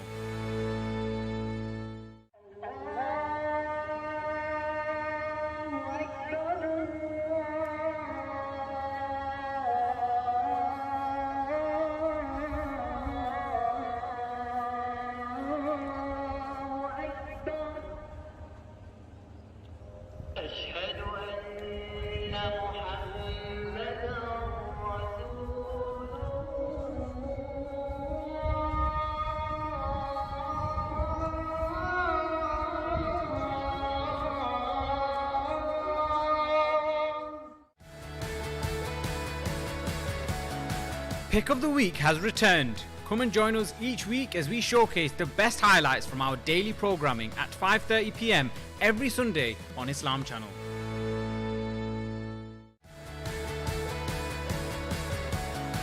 Pick of the Week has returned. Come and join us each week as we showcase the best highlights from our daily programming at 5:30 p.m. every Sunday on Islam Channel. Islam Channel, your gateway to the world of Islam.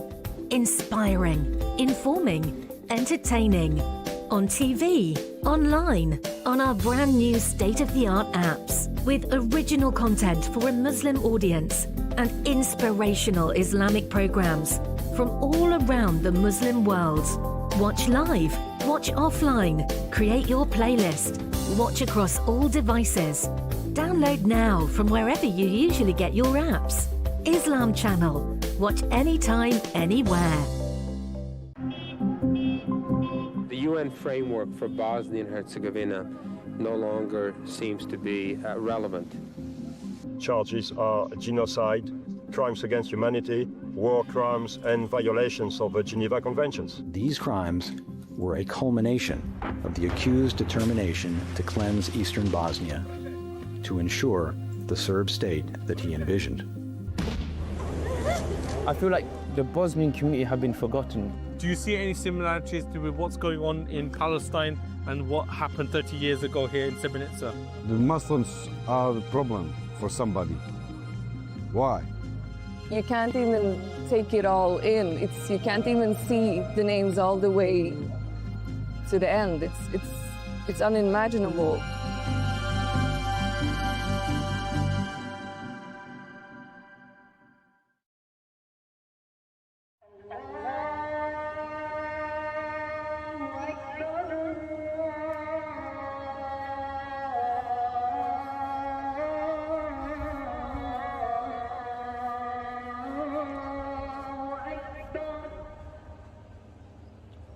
أشهد أن محمدًا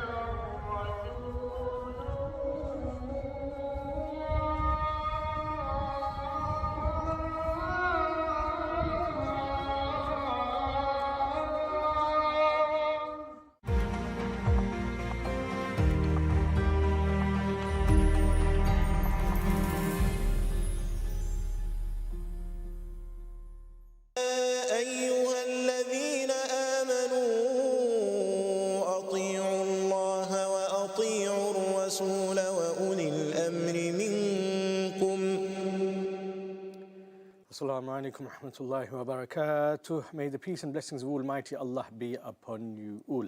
Alhamdulillahi Rabbil Alameen. Wa salatu wa salamu ala Sayyidil Anbiya wal Mursaleen. Wal aqibatu lil muttaqeen. Wa nahnu ala dhalik wa nashahidin. First and foremost, as always, we praise, we glorify, and we thank Allah subhanahu wa ta'ala for all of His bounties, all of His blessings. Thereafter, we send our salutations upon our beloved Prophet Muhammad Mustafa sallallahu alaihi wasallam.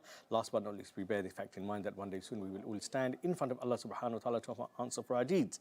We pray to Allah subhanahu wa ta'ala to make all of our deeds noble and decent so that we can be admitted into Jannatul Firdaus. And we pray to Allah subhanahu wa ta'ala always that He save us from all of the hardships of the hereafter. Ameen ya Rabbil Alameen.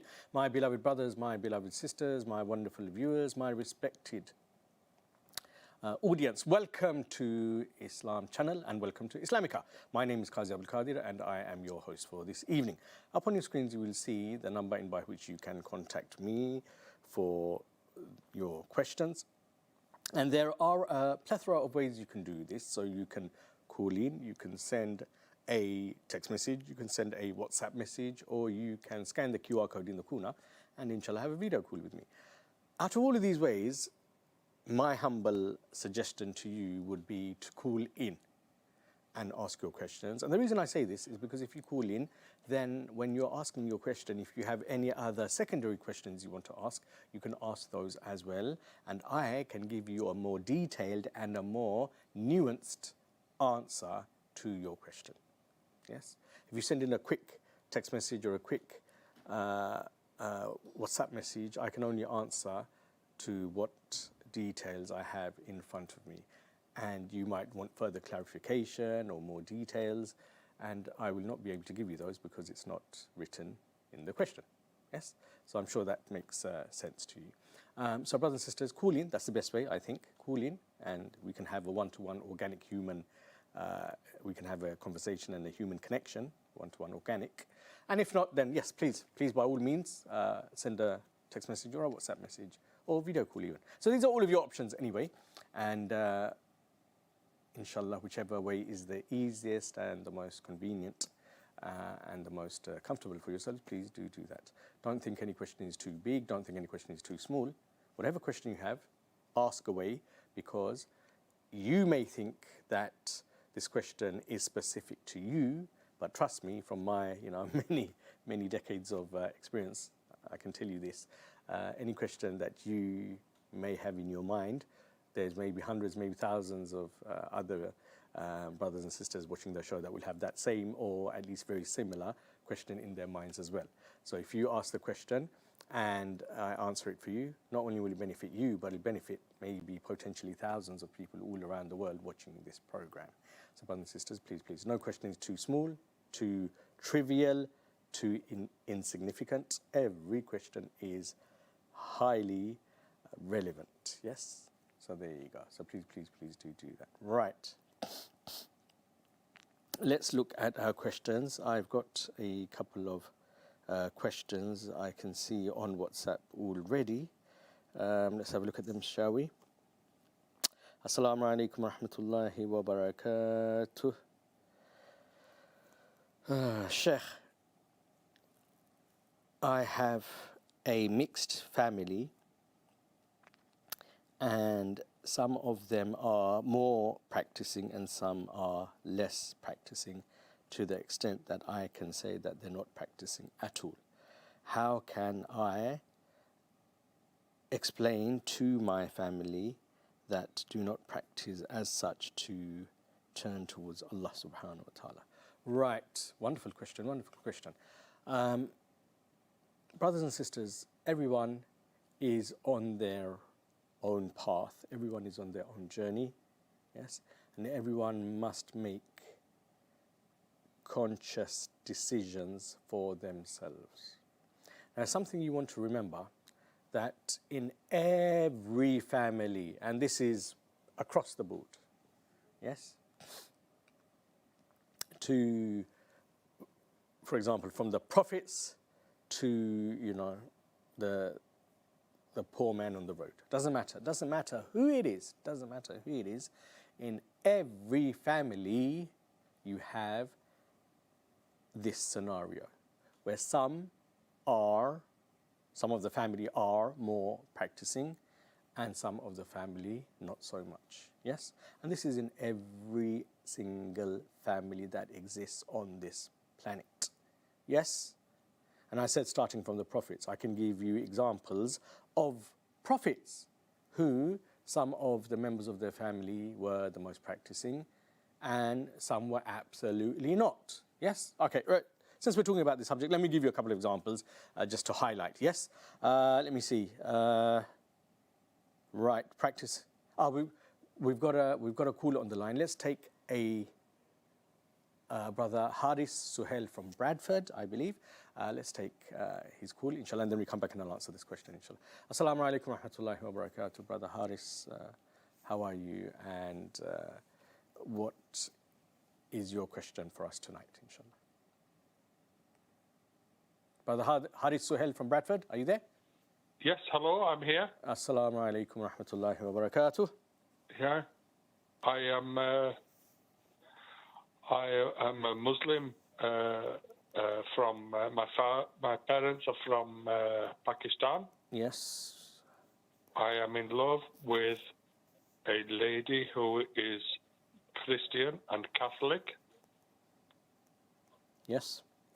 She says to marry her, I must convert to be Catholic. What do I do? Right. Okay, right. So, thank you for your question, Brother Haris Suhail from Bradford. Now, I'm going to explain in Islam. Yes, I'm going to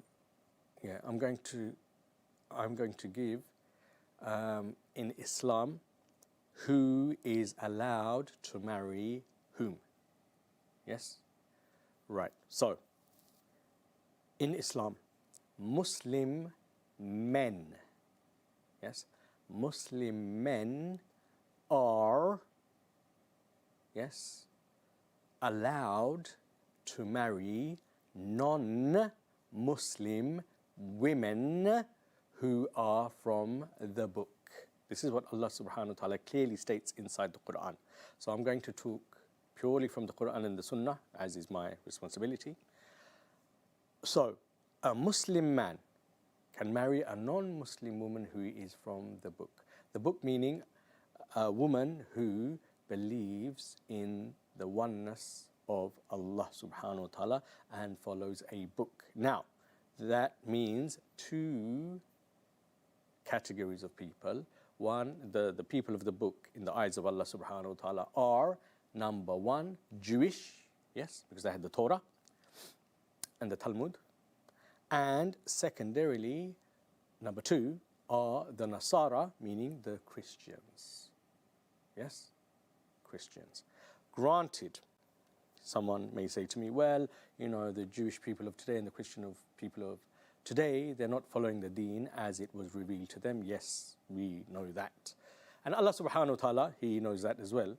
And He, out of respect for them and their book, He still calls them people of the book inside the Quran. He calls them Ahlul Kitab.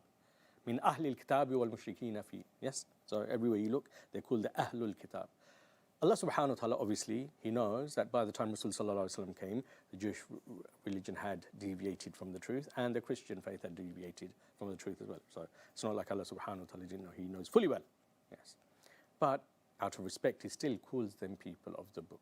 So, number one, Muslim men can marry non-Muslim women if they are from the book, meaning if they are Jewish or if they are Christian.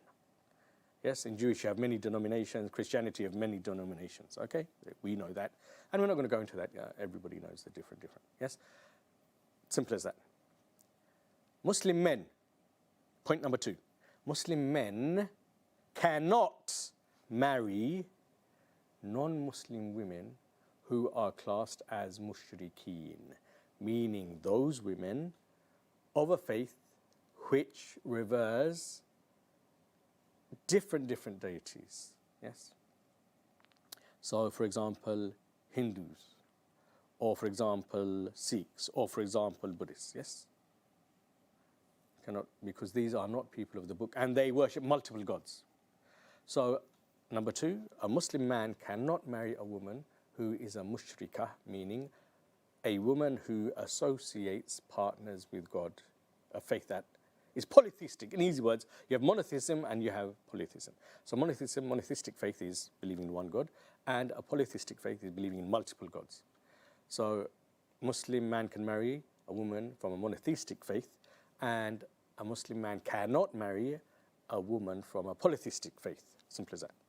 Now, flip that, vice versa. A Muslim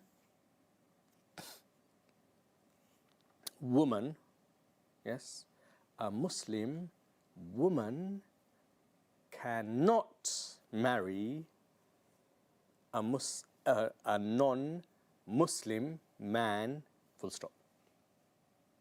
A Muslim woman, yes, a Muslim woman cannot marry a non-Muslim man. Yes, and you might be wondering, why is this? How come men are allowed to women, but women aren't allowed to marry non-Muslim men? The reason for this is because the faith goes by the faith of the father. This is what Islam, I'm telling you what Islam states, then the rest is up to you. In Islam, Allah subhanahu wa ta'ala clearly says that the faith is determined by the father. The lineage goes according to the father, the faith goes according to the father. So if the father is of a faith that is not Muslim, then the wife will be held accountable for that. Now, in real life, I'm going to go through a few of real life examples. In real life, couples that come to me, I do counseling. It's part of my job. I do counseling every day. I've had cases where a Muslim woman has come forward, wanted to marry a non-Muslim man, yes, and said, I want to marry him. And he said in front of me, he said, the non-Muslim man, he said, it's okay, I don't follow any faith. I was raised as a Christian, but at the moment I don't follow anything, whatnot. And I'm fully happy to, for the children to become the faith of the mother. Yes? That's all well and good, because these are words that come out of the mouth, yes, at that time. But word of mouth can change at any time. I've had cases where this has happened, and later on, then the woman, after having kids, has come back to me crying and said, Imam, I married a non-Muslim man, he's Christian, and he said, he doesn't care about, religion, and, I can bring up the children as Muslims and it's okay, and that's why I married him, and, all of these things. And now, the kids are of an age where they can understand, and now he's, taking the kids, he's suddenly become religious, and he started taking the kids, and he's forcing the kids to go to the church with him every Sunday. And he's saying he wants the kids to be brought up a Christian. He doesn't want the kids to have anything to do with Islam. Can you see? So people, they chop and change according to the situation and scenario. So we don't go by words. In Islam, the concept of Islam is prevention rather than cure. We believe in this adage, yes? Prevention rather than cure. I'll give you an example, we as Muslims do not drink at all. Not even one drop. Absolutely haram to drink. We don't drink. Not like other faiths who say, oh, you can drink a little, just don't get drunk. How much is a little? A little to an alcoholic is a bottle of vodka. A little to someone else might be a small glass of wine. Where does it start? Where does it end? Can you see? And then we're left with the ramifications of dealing with, in the West, and this is a common fact, in the West, dealing with billions and billions of dollars are spent every year on dealing with, problems to do with alcohol. Yes? You have directly related alcoholism problems, and they have secondary problems, liver cirrhosis, and all of the hospitals are packed with people that have got alcohol-related illnesses and sicknesses. And it goes into the billions and billions and billions of people trying to deal with problems that are to do with alcohol. So we don't have a problem and then try and deal with the problem after. No. We prevent the problem in the first place. This is what we do in Islam. We don't take risks. We don't say, yeah, I'm sure you'll be okay, and then hope for the best. No, because half the time you won't. Okay, so coming back on point, that was just on the side, but I just wanted to put the principle what it is in Islam. So a Muslim woman, as I said, a Muslim woman cannot marry a non-Muslim man, and no imam will, because if someone tries to marry like this, the nikah will not count. Will not count. Yes, nikah will not count, and Islamic marriage will not count. Will not be valid between a Muslim woman and a non-Muslim man unless the man he reverts to Islam. So, one of the questions I asked this couple when they came in is, who's going to do your nikah? No Muslim. No imam is going to do the nikah. And later on I found out with this couple that I was just talking about that they went to a family friend and they took them to the church and did the nikah there. So anyway, whatever, that's each to their own. So I hope that answers that question. So a Muslim man can marry a woman from the book, but not someone else who's not from the book. And a Muslim woman cannot, in any instance, marry a non-Muslim man. That's it. So that's what Islam states. Now, my brother Haris Suhail, what you're saying is, you're Muslim, and you want to marry this woman, and this woman is saying you have to become a Christian to marry her. Now, I'll tell you what Islam says, and then you can, as I said, each to their own. In Islam, you cannot do this at all. In Islam, a person or any person cannot marry someone just for marriage, for the sake of marriage, and turn away from their faith. You will say, well, I love her and I want to be with her, and that is entirely up to you what you want to do. You have to decide whether, simple as this, you have to decide whether your love for Allah subhanahu wa ta'ala and His Prophet is more being a Muslim, or whether your love for this woman is more where you are ready to leave the fold of Islam and become a Christian. That's a decision you must make for yourself. But in Islam, quite simply, this is not acceptable. Yes? Someone leaving their faith for any reason is not acceptable in Islam. If they want to, they can. If you want to, you can. No one's going to force, point a gun at your head and say, no. You can do whatever